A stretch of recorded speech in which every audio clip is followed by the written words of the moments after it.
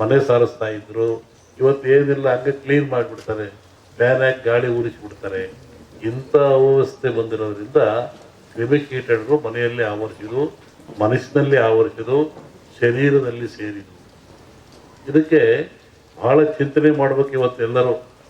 ಇನ್ನೊಂದು ರೂಪ ತಗೊಳುತ್ತೆ, ಇದು ಗಾಳಿ ರೂಪಕ್ಕೆ ಬರುತ್ತೆ ಮುಂದೆ. ನಿನ್ನೆ ಹೇಳಿದ್ದೀನಿ ನಾನು, ಇದು ಗಾಳಿ ಮಧ್ಯಮವಾದರೂ ತೂಕವಾಗಿದೆ. ಮುಂದೆ ಬರುವಂಥದ್ದು ಗಾಳಿ ರೂಪವನ್ನು ತಗೊಳುತ್ತೆ. ಯಾಕೆ ನನ್ನ ಹತ್ರ ಕೇಳಿರಲ್ಲ. ನಿನ್ನೆ ಒಂದು ಖಾಸಗಿ ಕಾರ್ಯಕ್ರಮದಲ್ಲಿ ಬೆಂಗಳೂರಿನಲ್ಲಿ ಸಿದ್ದರಾಮಯ್ಯ ನಾವು ಮಾತಾಡ್ತಾ ಇದ್ವಿ. ಅವ್ರು ಹೇಳಿದರು, ನನಗೂ ಕೊರೋನಾ ಬಂದ್ಬಿಡುತ್ತೆ ಗುರುಗಳೇ, ನಿಮ್ಮ ಟಿ ವಿ ನೋಡಿದೆ ಇನ್ನೂ 3 ವರ್ಷ ಹೋಗಲ್ಲ ಅಂತೀರಾ, ಹೆಂಗೆ ಮಾಡೋಣ ಅಂತ ಹೀಗೆ ತಮಾಷೆ ಮಾಡ್ತಾ ಕೂತಿದ್ವಿ. ಹಾಗೆ ಗಾಳಿ ರೂಪದಲ್ಲಿ ಏನಾಗ್ತದೆ, ಪ್ರೇತ ಬಾಧೆಯಲ್ಲಿ ಯಾಕೆ ಬರ್ತದೆ, ಎಲ್ಲವಕ್ಕೊಂದು ವೈಜ್ಞಾನಿಕ ಉತ್ತರವನ್ನು ಕೊಡಬೇಕು. ಕಂದಾಚಾರ ಉತ್ತರ ಕೊಟ್ಟರೆ ಏನು ಉಪಯೋಗ ಆಗಲ್ಲ. ಈ ನಮ್ಮಲ್ಲಿ ಸತ್ತವ್ರಿಗೆ ಏನು ಮಾಡ್ತೀರಿ, ಸಮಾಧಿ ಅಂತೀರ. ಯಾಕೆ ಸಮಾಧಿ? ಅದಕ್ಕೊಂದು ಧಾರ್ಮಿಕ ಆಚರಣೆ ಎಂದರು. ಇದ್ರ ಉದ್ದೇಶ ಏನು? ಮನುಷ್ಯ ಪ್ರಾಣ ಹೋದ ಮೇಲೆ, ಶರೀರ ಶವ ಆದಮೇಲೆ ಇಲ್ಲಿ ಬರುವಂಥ ಫಂಗಸ್ಗಳು, ಕೀಟಗಳು ಭಾಳ ಅಪಾಯಕಾರಿ. ಪ್ರಾಣಿಗಳ ದೇಹದಿಂದ ಬರುವಂಥ ಕೀಟಗಳಿಂದ ಮನುಷ್ಯನ ಸಿಲುಬರುವಂಥ ಕ್ರಿಮಿಗಳು ಭಾಳ ಅಪಾಯಕಾರಿ. ಅದಕ್ಕೆ ನಮ್ಮವ್ರು ಹಿಂದೆ ಏನಂದ್ರು, ಮುಚ್ಚಪ್ಪ ಸಮಾಧಿ ಮಾಡು ಅಂದರು. ಎಷ್ಟು ಗುಂಡಿ ತೆಗೀರಿ, ಅದ್ರ ಕೆಳಗೆ ಕುಂಡಿಸ್ರಿ, ಆಮೇಲೆ ಬಸರು ಗಟ್ಟಿ ಹಾಕ್ರಿ, ಮುಚ್ಚಿರಿ, ತುಳಿರಿ ಅಂದರು. ಆಮೇಲೆ ಸುಟ್ಟು ಹಾಕ್ರಿ ಅಂದರು, ಸುಟ್ಟು ಬಿಡ್ರಿ ದೇಹನ ಅಂದರು. ಇದು ಧಾರ್ಮಿಕ ಪರಂಪರೆ ಆದರೂ ಒಂದು ಆರೋಗ್ಯದ ಒಂದು ಮೌಲ್ಯವಾಗಿರ್ತಕ್ಕಂಥದ್ದು. ಇವತ್ತು ಮೊನ್ನೆ ಏನು ಮಾಡಿದರು, ಲಕ್ಷಾಂತರ ಜನ ಸಾವು ತಂದರು. ಸಾವು ತಂದು ಗುಂಡಿ ತೆಗೆದ್ರು, ಹೆಸರು ತಗೊಂಡೋಗಿ ಎಲ್ಲ ಎಣ್ಣೆಗಳನ್ನು ಸಾಮೂಹಿಕವಾಗಿ ಗುಂಡಿ ತಿಕ್ಕಿ ಹಾಕಿದ್ರು, ಬೆಂಕಿಗೆ ಹಾಕಿದ್ರು. ಆದರೆ ಅವ್ಯಾವೂ ತನ್ನ ಶರೀರದ ಬ್ಯಾಕ್ಟೀರಿಯಾ ಕಳ್ಕೊಳ್ಳಿಲ್ಲ.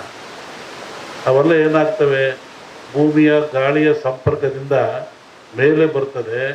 ಅದು ಆಕಾಶ ತತ್ವ, ಅಲ್ಲಿ ಕಾಸ್ಮಿಕ್ ರೇಸ್ ಅಂತ. ಭೂಮಿಗೂ ಆಕಾಶಕ್ಕೂ ಒಂದು ಮಧ್ಯೆ ಒಂದು ಲೇಯರ್ ಇರ್ತದೆ, ಕಾಸ್ಮಿಕ್ ಲೇಯರ್. ಅಲ್ಲಿ ಎಲ್ಲ ಸಂಗ್ರಹ ಆಗ್ತದೆ.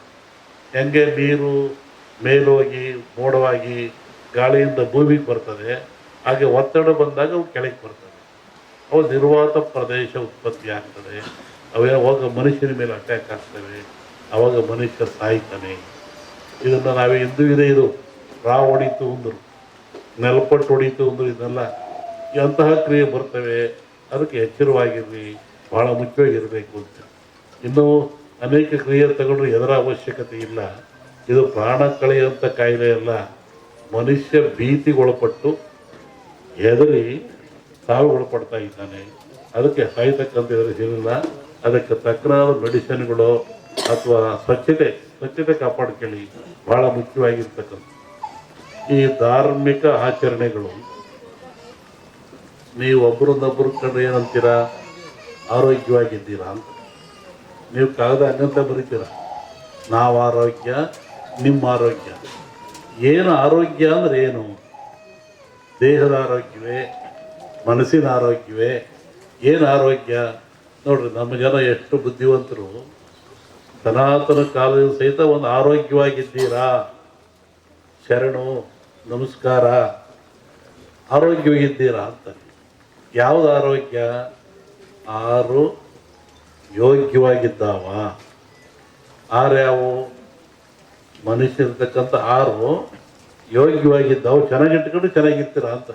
ಕಾಮ, ಕ್ರೋಧ, ಮೋಹ, ಮದ, ಮತ್ಸರ, ಲೋಭ.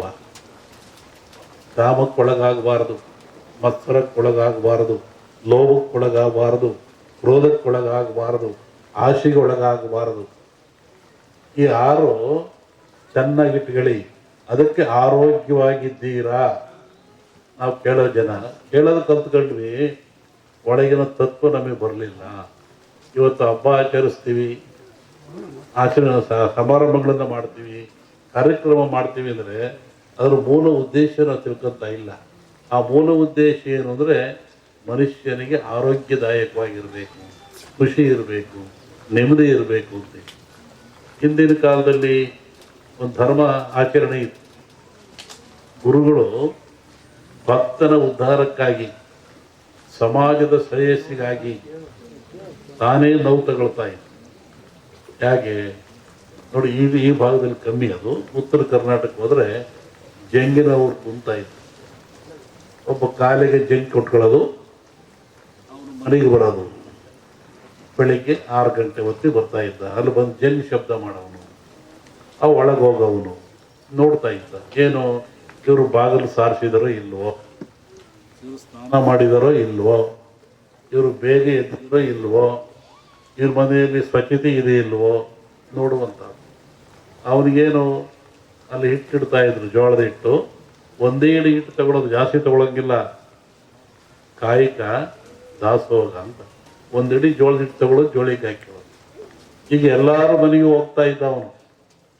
ಎಲ್ಲರ ಮನೆಗೂ, ಯಾರ ಮನೆಗೆ ಎದ್ದಿಲ್ಲ ಹೇಳೋನು, ಎದಲ್ರಿ, ಸ್ನಾನ ಮಾಡ್ರಿ, ಬಾಗಿಲು ಸಾರಿಸ್ರಿ, ಅಡುಗೆ ಮನೆ ಸ್ವಚ್ಛರಿ, ಪಾತ್ರೆ ಬೆಳೆದ್ರಿ, ಮಕ್ಕಳಿಗೆ ಸ್ನಾನ ಮಾಡಿಸ್ರಿ ಹೇಳ್ತಾ ಇದ್ರು. ಅವರು ಮಾಡಲಿಲ್ಲ, ಕೆಲವರು ಬಿಟ್ಟು. ಅದಕ್ಕೆ ಏನು ಮಾಡ್ತಾ ಇದ್ರು, ಅಲ್ಲೊಬ್ಬ ಮಠಸ್ಥರು, ಸ್ವಾಮಿಗಳು, ಮಠ ಅಂತ ಇರ್ತಾ ಇದ್ರು. ಅವ್ರಿಗೆ ಹೇಳ್ತಾ ಇದ್ರು, ನೋಡಿ ಇಂಥವ್ರ ಮನೆಗೆ ಹೋಗಿದ್ದೆ, ಅವ್ರು ಎದ್ದಿಲ್ಲ, ಬಾಗಿಲು ಸಾರಿಸಿಲ್ಲ, ಸ್ನಾನ ಮಾಡಿಲ್ಲ. ಅವಾಗ ಅವರೇನು ಮಾಡಿರೋರು, ಶಸ್ತ್ರ ಪವಾಡ ಅಂತ ಕಳ್ಸರು, ಮುಳ್ಳಾವಿಗೆ. ಇವತ್ತು ಅವೆಲ್ಲ ಒಂದು ಆಡಂಬರದ ವಸ್ತುವಾಗಿಬಿಟ್ಟಿದ್ದಾವೆ.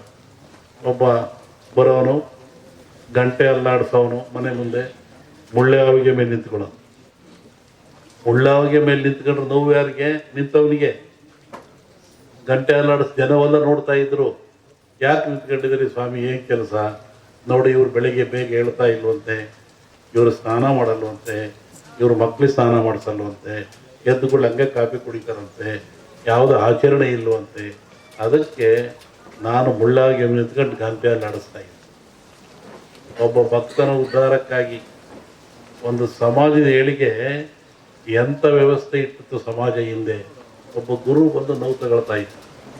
ಅವಾಗ ಅವನು ಬಂದು, ಇಲ್ಲ ಸ್ವಾಮಿ, ಇನ್ಮೇಲೆ ಹಂಗೆ ಮಾಡಲ್ಲ ನಾನು ಅಂತೇಳಿ ಅವ್ರಿಗೆ ನಮಸ್ಕಾರ ಮಾಡಿ 4 ಕಾಣಿ ಕೊಡ್ತಾ ಇದ್ದ. ನೋಡಿ, ಕಾಯಕ ಸಿಕ್ಕಾಪಟ್ಟ ದುಡ್ಡು ತಗೊಳಂಗಿಲ್ಲ. ಒಂದಿಡಿ ಹಿಟ್ಟು ಅವಂದು, 4 ಕಾಣಿ ಇವನಷ್ಟೇ ಇಳಿದು ಹೋಗ್ತಾ ಇತ್ತು. ಅದಕ್ಕೂ ಮೀರ್ತಿದ್ರು ಕೆಲವರು.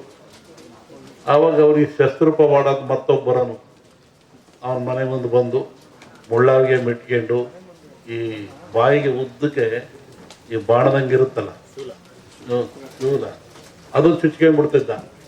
ರಕ್ತ ಬೀಳ್ತಾ ಇತ್ತು. ಮತ್ತೆ ಗಂಟೆ ಅಲ್ಲಾಡಿಸೋನು. ಎಲ್ಲ ಜನ ಸೇರೋರು, ಯಾಕೆ ಇವನು 5ನರಿಗೂ ಬೆಲೆ ಕೊಡಲ್ವಂತೆ, ಆ ಪೂಜೆನೂ ಮಾಡಿಲ್ವಂತೆ, ನೋಡಪ್ಪ ಇವನು ಅಂತ. ಹಂಗೆ ನೀನ್ಯಾಕೆ ನೋವು ತಗೊಳ್ತೀಯ? ಅವರ ಉದ್ಧಾರಕ್ಕಾಗಿ. ಇವು ಮಠಗಳು, ಮಾನ್ಯಗಳು, ಹಿರಿಯರು ಒಂದು ಸಮಾಜವನ್ನು ಸಿದ್ಧುವಂತ ಸಂಕೇತ.